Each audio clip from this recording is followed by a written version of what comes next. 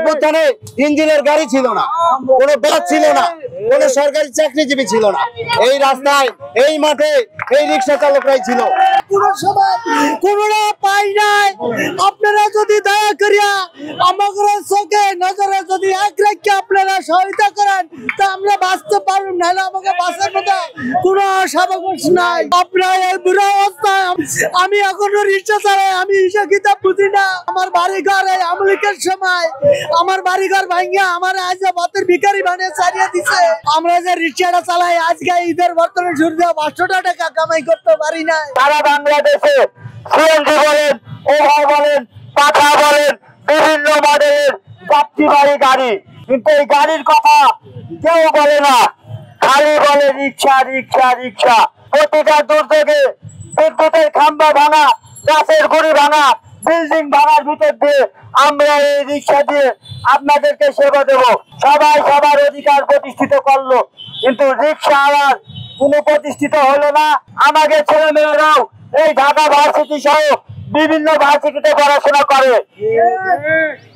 দুঃখের বিষয়, লজ্জের বিষয়, এই রিক্সা চালককে নিয়ে কেউ কোনোদিন কথা বলে না বলে আমাদের ছেলেমেয়েরা আমাদের পরিচয় দেয় না।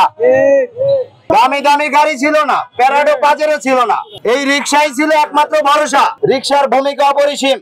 এই রিক্সা চালকদের এই বাংলাদেশে 1952 সাল থেকে 12টা পদক প্রাপ্ত আছে, কিন্তু তারপরেও এই রিক্সা চালকদের কোনো সংগঠন বা নেতা না থাকায় তাদের কোনো সুরাও হচ্ছে না।